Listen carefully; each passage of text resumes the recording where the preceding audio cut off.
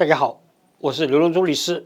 很多人问我说：“刘律师啊，你这个每天呢，这个又做节目又出庭，对吧？然后呢又见客人，又每天呢写东西，你怎么忙得过来？最重要的是，你怎么会有这个无穷的精力，对吧？”答案很简单，对吧？就是我们这个中华文化的瑰宝，2个字：针灸，不是一般的针灸。对吧？是 A+ 针灸，因为为什么呢？它不是 B， 也不是 C， 更不是 D， 它是 A， 不但是 A， 是 A+。所以呢，我强烈推荐 A+ 针灸。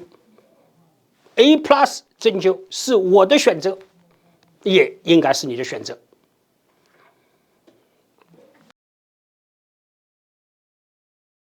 The myth of Iran's invincibility has been broken, and the fallout could be far-reaching. For over than 3 decades, Iran built a web of proxy networks to push its battles far beyond its borders, keeping enemies at bay. As Supreme Leader Ayatollah Ali Khamenei tightened his grip on power, direct strikes on Iran remained inconceivable. That image of invincibility crumbled in the space of hours on June 13th, when Israel launched a surprise, unprecedented attack deep inside Iran, shattering Tehran's sense of security and unraveling its carefully cultivated aura of strength. Its strikes took out top military leaders and some of Iran's most prominent nuclear scientists, including a few as they slept at home with their families. The human toll was significant, with 627 killed, including at least 49 women and 13 children, according to Hossein Kermanpar, head of the Information Center at the Ministry of Health.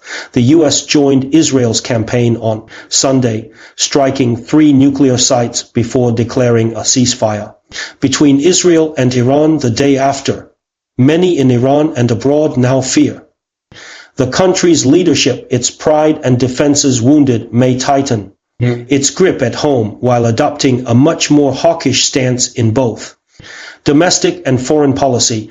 Israel and the U.S. had floated regime change as a potential outcome of their attacks on Iran, which they hoped would result in a state more friendly to them. Their failure to bring this about has prompted the regime to claim victory. Iran's leadership has shown resilience, replacing those it lost and carrying out a harsh crackdown on those it sees as being complicit in Israel's assault. Signs also point to a regime that is much more paranoid and likely to rule with a tighter fist at home in fear of cooperation with its enemies. Iranian people gather at the scene of an explosion at a residential complex due to Israeli attacks in Tehran. Iran, on June 13th, Morteza Nikubezal on your photo or Getty Images, a wounded regime. After 3 years of rule by a conservative government led by Ibrahim Raisi, Iran last year elected reformist Masoud Pezeshkian, who had campaigned for dialogue with Iran's foes and presented that as a means to address the country's domestic issues. For many Iranians, he was seen as the last hope to deliver a nuclear agreement with the West and reintegrate Iran into the international community. During the 12-day conflict, Iran repeatedly struck back at Israel, causing extensive damage to major cities like Tel Aviv and killing 28 people.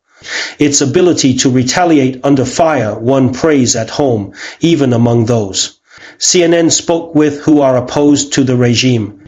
We asked 3 experts on Iran's nuclear program what Trump achieved. With his strikes, their answers were concerning, Iranian-backed. Hackers go to work after U.S. strikes. The U.S. military dropped new photos of the Operation Midnight Hammer B-2 Spirit bombers. People are at the moment feeling very nationalistic. We just went through a war together that everyone feels was unjustified, so the government has a degree of goodwill, said Ali, 36. They put us in the firing line with their policies, but generally they handled the war well. But it's what happens next that has many Iranians concerned. There are growing fears of an imminent crackdown on reformists and calls for change, as the regime moves to root out perceived collaborators with Israel. By Wednesday, authorities had arrested 700 people accused of being mercenaries of Israel, state-affiliated Fars news agency reported. Photo from inside a house across a targeted residential building shows extensive damage in Tehran, Iran on June 13th, Sabah or Middle East. Images or AFP or Getty Images.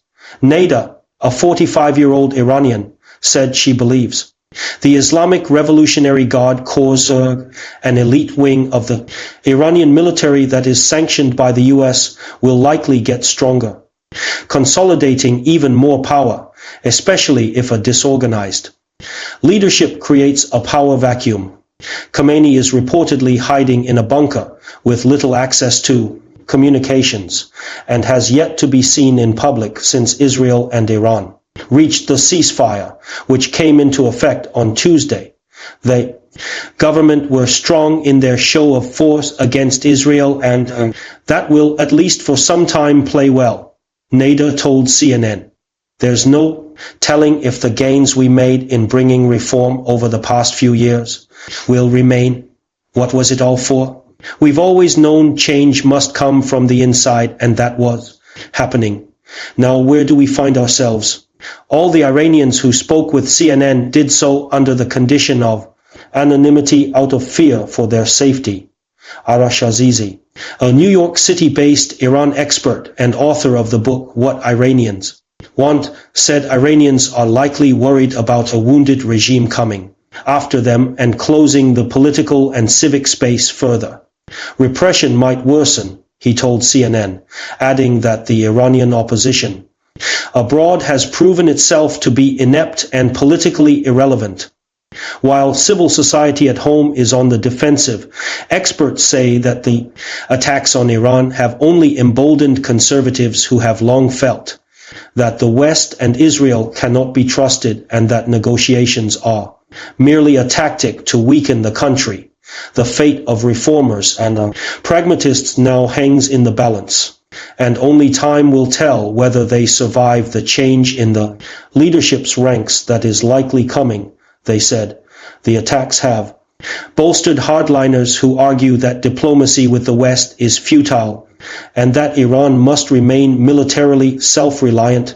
Sina Tusi, a senior fellow at the Washington, D.C.-based Center for International Policy, told CNN, reformist voices, pro-engagement with the West forces have been marginalized in this climate.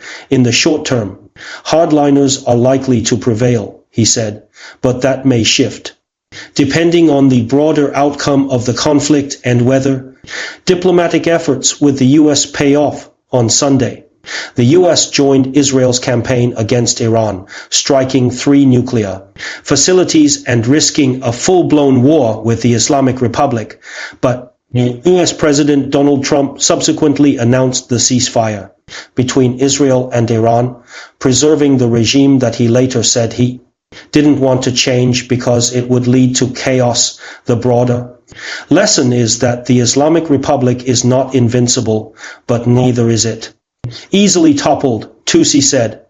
Israel's attack on Iran did not lead to popular uprisings, but rather a show of unity amongst Iranians who saw their country as being attacked in an unprovoked war, even as they remain wary of the repression that may follow.